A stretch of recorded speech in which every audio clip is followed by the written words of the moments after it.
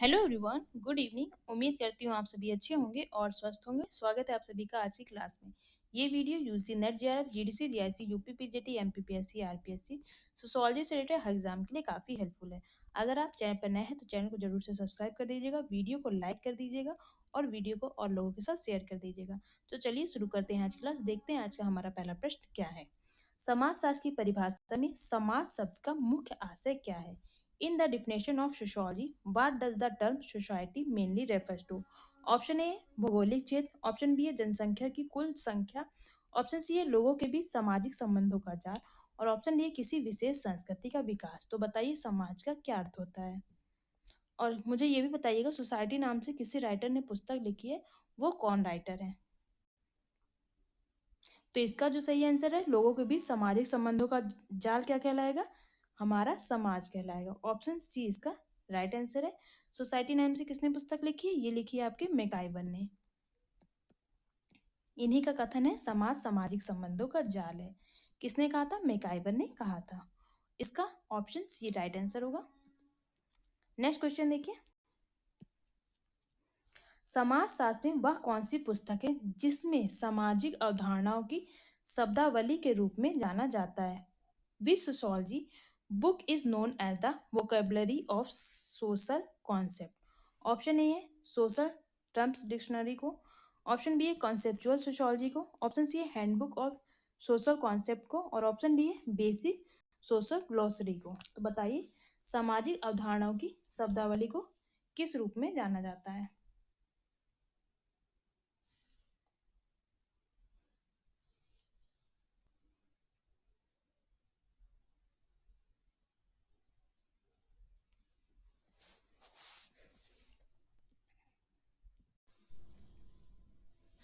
तो इसका जो सही आंसर है वो है एक सामाजिक शब्दकोश, social terms dictionary. Option A इसका राइट आंसर है। नेक्स्ट क्वेश्चन देखिए। दुर्खिम के अनुसार समाजशास्त्र किसका अध्ययन करता है? According to Durkheim sociology is the study of, option A सामाजिक तत्व सोशल फैक्ट की स्टडी करता है, ऑप्शन बी है सामाजिक परिवर्तन सोशल चेंज की स्टडी करता है, ऑप्शन सी सामाजिक नीति सोशल पॉलिसी की अध्ययन करता है और ऑप्शन डी सामाजिक मूल सोशल वैल्यूज का अध्ययन करता है। तो बताइए समाजशास्त्र किसका अध्ययन करता है? तो ये अध्ययन करता है सामाजिक तथ्यों का, सोशल फैक्ट्स। ऑप्शन ए इसका राइट आंसर है। नेक्स्ट क्वेश्चन देखिए। समाजशास्त्र की परिभाषा के अनुसार सामाजिक समूहों का अध्ययन क्यों किया जाता है? According to the definition of sociology why are social groups studied? Option A आर्थिक लाभ हेतु, ऑप्शन बी है समाज के नियम और व्यवहार को समझने हेतु, ऑप्शन सी है राजनीतिक शक्ति प्राप्त करने हेतु और ऑप्शन डी है व्यक्तिगत लाभ के लिए। तो बताइए किस लिए सामाजिक समूहों का अध्ययन किया जाता है? और आपको पता है समाजशास्त्र में समाजशास्त्र सामाजिक समूहों का अध्ययन का विज्ञान है। ये किस राइटर ने कहा है? आप साथ में मुझे ये भी बताइए। बहुत फेमस परिभाषा है। तो ये परिभाषा है आपकी जॉनसन की। तो इसका जो सही आंसर है वो है ऑप्शन बी समाज के नियम और व्यवहार को समझने हेतु। ऑप्शन बी इसका राइट आंसर है। नेक्स्ट क्वेश्चन देखिए। समाजशास्त्र मानव सामाजिक संबंधों का अध्ययन है। यह परिभाषा किसने दी है? अभी मैंने आपको बता ही दिया है। ऑप्शन ए है मैकाइवर और पेज ने, ऑप्शन बी है दुर्खिम ने, ऑप्शन सी वेबर ने और ऑप्शन डी है गिडिंग्स ने। तो बताइए समाज सामाजिक संबंधों का अध्ययन है, ये किसने कहा है? ये कहा है आपके मैकाइवर और पेज ने। ऑप्शन ए इसका राइट आंसर है। नेक्स्ट क्वेश्चन देखिए। समाजशास्त्र की परिभाषा में वैज्ञानिक पद्धति का उपयोग किस उद्देश्य से किया गया? Why is the scientific method used in definition of sociology? Option A व्यक्तिगत राय को बढ़ावा देने के लिए, ऑप्शन बी है सामाजिक घटनाओं को वस्तुनिष्ठ रूप से समझने के लिए, ऑप्शन सी है सांस्कृतिक परंपराओं को सिद्ध करने के लिए और ऑप्शन डी है ऐतिहासिक कथाओं को प्रस्तुत करने के लिए। तो बताइए वैज्ञानिक पद्धति का उपयोग किस उद्देश्य से किया गया है? तो ये सामाजिक घटनाओं को समझने के लिए किया गया है, सामाजिक घटनाओं को वस्तुनिष्ठ रूप से समझने के लिए। ऑप्शन बी इसका राइट आंसर है। नेक्स्ट क्वेश्चन देखिए। समाज का अध्ययन किसे कहा गया है? Who defines sociology as the scientific study of society? Option A है गिडिंग्स, ऑप्शन बी है सिमेल, ऑप्शन सी है मैकाइवर और ऑप्शन डी है पार्सन। तो बताइए scientific study of society sociology को किसने माना है?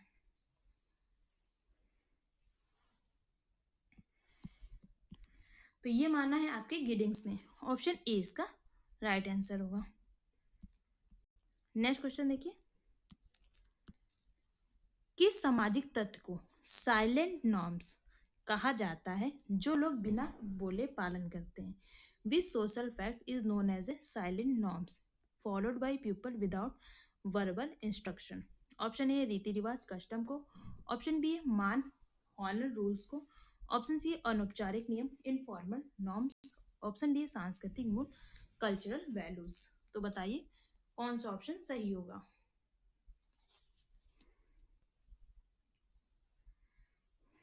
तो इसका जो सही है वो है अनौपचारिक नियम, जिन्हें हम क्या कहते हैं साइलेंटली मानते हैं, फॉलो करते हैं विदाउट कहे हुए। ऑप्शन सी इसका राइट आंसर है। नेक्स्ट क्वेश्चन देखिए, समाजशास्त्र की परिभाषा को पहली बार किसने प्रस्तुत किया था? मतलब who first coined the term sociology? Option A Karl Marx, option B Auguste Comte, option C Herbert Spencer और ऑप्शन डी मैक्स वेबर। तो बताइए समाजशास्त्र शब्द को सबसे पहले किसने कॉइन किया था? ये किया था आगस्ट कॉम्ट ने। कब किया था? 1838 में। सबसे पहले इन्होंने इसका क्या नाम दिया था? सामाजिक भौतिकी नाम दिया था। बाद में मतलब सोशल फिजिक्स दिया था, बाद में इन्होंने चेंज करके दिया गया था सोशियोलॉजी। सामाजिक भौतिकी शब्द का प्रयोग किसने किया था? इससे पहले क्वेटलेट ने कर लिया था, इसलिए उनको ये शब्द चेंज करना पड़ा था। नेक्स्ट क्वेश्चन देखिए, किस सामाजिक अवधारणा को इनविजिबल इन्फ्लुएंस सिस्टम कहा जाता है क्योंकि इसका प्रभाव दिखता है पर इसे मापा नहीं जा सकता है? This sociological concept is called invisible influence system because its effect is visible but cannot be measured. Option B है सामाजिक नियंत्रण सोशल कंट्रोल, ऑप्शन बी है सामाजिक मूल सोशल वैल्यूज, ऑप्शन सी है सामाजिक दृष्टिकोण सोशल एटीट्यूड और ऑप्शन डी है सामाजिक कल्पना सोशल इमेजिनेशन। तो बताइए कौन सा ऑप्शन सही होगा?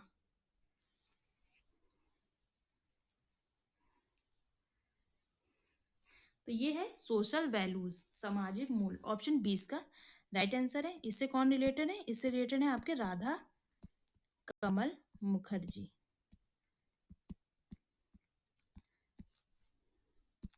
नेक्स्ट क्वेश्चन देखिए, समाज की परिभाषा के अनुसार मानव समाज का अध्ययन किस तत्व पर आधारित है? According to the definition of sociology the study of human according is based on. Option है यादृच्छिक अनुमान पर, ऑप्शन बी है अवलोकन और विश्लेषण पर, ऑप्शन सी है धार्मिक मान्यताओं पर और ऑप्शन डी है तकनीकी विश्वास पर। तो बताइए मानव समाज का अध्ययन किस पर आधारित है? तो ये अवलोकन और विश्लेषण ऑब्जर्वेशन और एनालिसिस पर आधारित है। ऑप्शन 20 का राइट आंसर है। नेक्स्ट क्वेश्चन देखिए, किस पुस्तक में समाज के अध्ययन के लिए बिहेवियरल पैटर्न्स मॉडल सर्वप्रथम वर्णित किया गया था? ऑप्शन है पैटर्न ऑफ ह्यूमन बिहेवियर में, ऑप्शन बी है सोशियोलॉजी ऑफ डेली लाइफ में, ऑप्शन सी है ह्यूमन सोशल पैटर्न्स में और option D everyday social behaviour में। तो बताइए कौन सा ऑप्शन सही होगा? साथ में मेरे चैनल पे बहुत सारे एमसीक्यूज मैंने सॉल्व कराए हैं, काफ़ी ऑथेंटिक है, बहुत सारे पेपर्स भी सॉल्व कराए हैं। आप लोग उन लोगों सारे वीडियोस को देख लीजिएगा, आप लोगों के लिए काफ़ी हेल्पफुल रहेगा। Pattern of human behaviour, option A इसका राइट आंसर है। नेक्स्ट क्वेश्चन देखिए, पश्चिमी सिद्धांत में समाजीकरण का कौन सा पहलू आधुनिक समाज में सबसे महत्वपूर्ण माना जाता है? Which aspect of socialization is most important in modern western history? Option A है केवल धार्मिक शिक्षा, ऑप्शन बी है आर्थिक निर्भरता, ऑप्शन सी है मीडिया और तकनीक की भूमिका और ऑप्शन डी है पारंपरिक परिवार संरचना। तो बताइए आधुनिक समाज में समाजीकरण में किसका स्थान महत्वपूर्ण हो गया है अब? तो ये हो गया समाजीकरण में किसका स्थान, जैसे मीडिया हो गया, तकनीकी भूमिका, जैसे इसके अंदर हम टेलीविजन ले सकते हैं, इंटरनेट ले सकते हैं, सोशल मीडिया, ये सभी भी किसी न किसी तरह के व्यक्ति के समाजीकरण को प्रभावित कर रहे हैं। ऑप्शन सी इसका राइट आंसर है। नेक्स्ट क्वेश्चन देखिए, भारतीय समाज से जुड़ी कौन सी अवधारणा सह अस्तित्व एवं सहिष्णुता पर आधारित है? Which Indian concept is based on coexistence and tolerance? Option A संघर्ष सिद्धांत, ऑप्शन बी है वसुधैव कुटुंबकम, ऑप्शन सी है औद्योगिकवाद और ऑप्शन डी है आधुनिकीकरण। तो बताइए सह अस्तित्व और सहिष्णुता पर कौन सी थ्योरी रिलेटेड है? तो ये है वसुधैव कुटुंबकम, ऑप्शन बी इसका राइट आंसर है। नेक्स्ट क्वेश्चन देखिए, पश्चिमी समाजशास्त्र में अनामिकता एनोमी किसको दर्शाती है? एनोमी किसको दर्शाती है आपको ये बताना है। In western sociology what does anomie represent? Option A अत्यधिक नियम को, ऑप्शन बी है नियमहीनता और दिशाहीनता को, ऑप्शन सी है सांस्कृतिक स्थिरता को और ऑप्शन डी है राजनीतिक एकता को। तो बताइए एनोमी, एनोमी का कॉन्सेप्ट किसके द्वारा दिया गया था? तो सबसे पहले इसका प्रयोग किया गया था इमाइल दुर्खिम के द्वारा।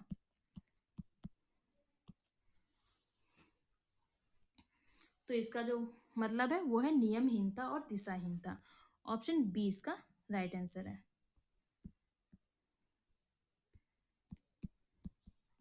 भूमिका संघर्ष रोल कॉन्फ्लिक्ट भारतीय समाज में किस परिस्थिति में अधिक होता है?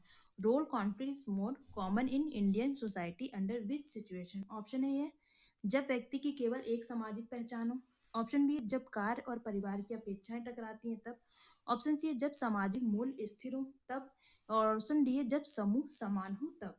तो बताइए भूमिका संघर्ष कब होता है?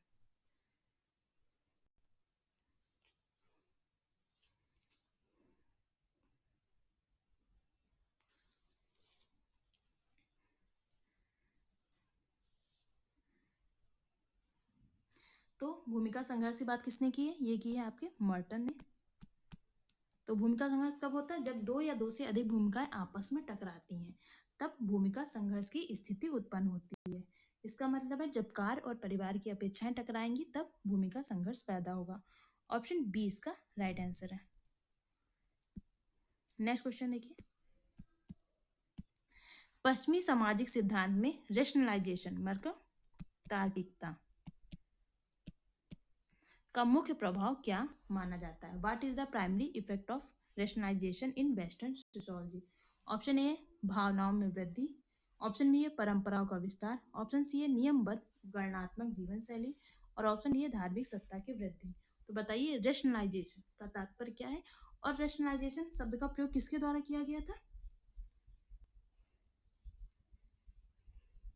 तो इसका जो सही आंसर वो है ऑप्शन सी नियमबद्ध गणनात्मक जीवन शैली। ऑप्शन सी इसका राइट आंसर है। नेशनलाइजेशन का प्रयोग किया गया था मैक्स वेबर के द्वारा।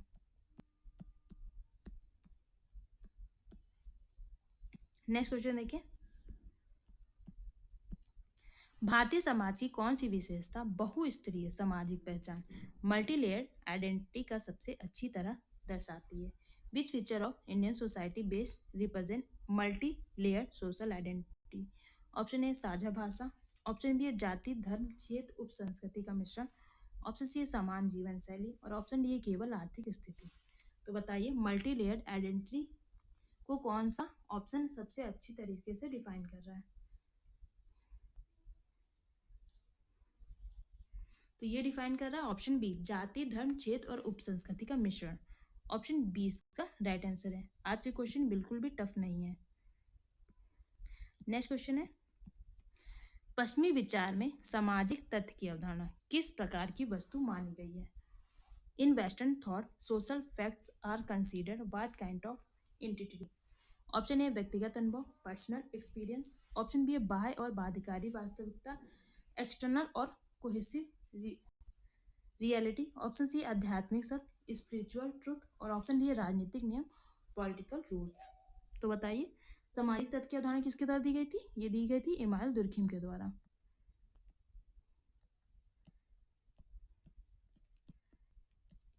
तो इसका जो सही आंसर वो है ऑप्शन बी बाह्य और बाध्यकारी वास्तविकता। ऑप्शन बी इसका राइट आंसर है। नेक्स्ट क्वेश्चन देखिए, किस सामाजिक व्यवस्था में व्यक्ति की पहचान उसके कार्यों से नहीं बल्कि उस समूह के निर्णय से तय होती है? In which social system is a person's identity determined not by their action but by group decision? Option A है व्यक्तिवादी व्यवस्था में, इंडिविजुअलिस्टिक सिस्टम में, ऑप्शन बी है सामूहिकतावादी व्यवस्था में, कलेक्टिविस्ट सिस्टम में, ऑप्शन सी है तकनीकी व्यवस्था में, टेक्नोलॉजिकल सिस्टम में, और ऑप्शन डी है शहरी व्यवस्था में, अर्बन सिस्टम में। तो बताइए कौन सा ऑप्शन सही होगा? तो इसका जो सही आंसर है वो है ऑप्शन बी, सामूहिकतावादी व्यवस्था में, कलेक्टिविस्ट सिस्टम। ऑप्शन बी इसका राइट आंसर है। नेक्स्ट क्वेश्चन देखिए, भारतीय सामाजिक चिंतन में धर्म का उपयोग किस अर्थ में किया जाता है? In Indian sociological thought the term Dharma is used in which sense? Option A केवल पूजा पद्धति के रूप में, ऑप्शन बी है सामाजिक और नैतिक कर्तव्य के रूप में, ऑप्शन सी है राजनीतिक नियम के रूप में, और ऑप्शन डी है वैज्ञानिक पद्धति के रूप में। तो बताइए भारतीय सामाजिक चिंतन में धर्म का उपयोग किस रूप में किया जाता है? ऐसे ही क्वेश्चन आपके यूपी पीजीटी एग्जाम में पूछे जाते हैं। तो इसका जो सही आंसर वो है ऑप्शन बी, सामाजिक और नैतिक कर्तव्य के रूप में। ऑप्शन बी इसका राइट आंसर है। नेक्स्ट क्वेश्चन देखिए, किस पश्चिमी अवधारणा में समाज को कर्मों के पीछे छिपे अर्थ से समझा जाता है? Which western concept explain society through the hidden meaning behind actions? Option A क्रियात्मक अर्थ को, एक्शन मीनिंग को, ऑप्शन बी सामाजिक व्याख्या को, सोशल इंटरप्रिटेशन को, ऑप्शन सी आदर्श प्रकार आइडियल टाइप को, और ऑप्शन डी उद्देश्यपरक समझ पर्पसफुल अंडरस्टैंडिंग को। तो बताइए कौन सा ऑप्शन सही होगा?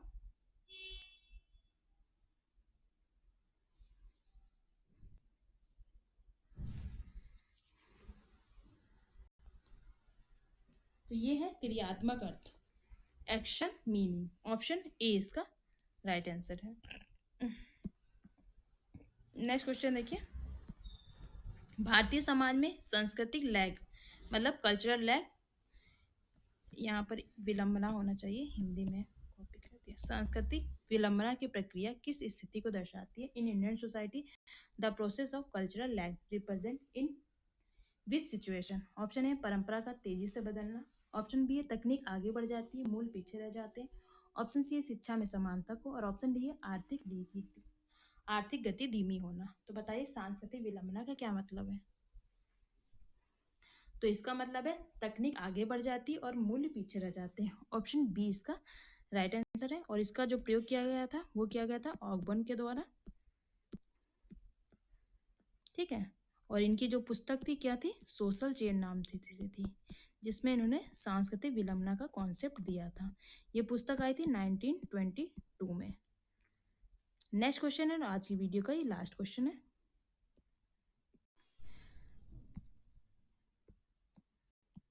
समाजशास्त्र शब्द की उत्पत्ति किस भाषा से हुई है? From which language is the term sociology derived? Option A Greek और लैटिन, ऑप्शन बी है संस्कृत, ऑप्शन सी है फ्रेंच, और ऑप्शन डी है जर्मन। तो बताइए समाजशास्त्र शब्द की उत्पत्ति किस भाषा से हुई है? तो इसका जो सही आंसर वो है ऑप्शन ए, ग्रीक और लैटिन भाषा से हुई है। ऑप्शन ए इसका राइट आंसर है। जो समाज शब्द है मतलब सोशियल शब्द है वो ग्रीक भाषा का शब्द है।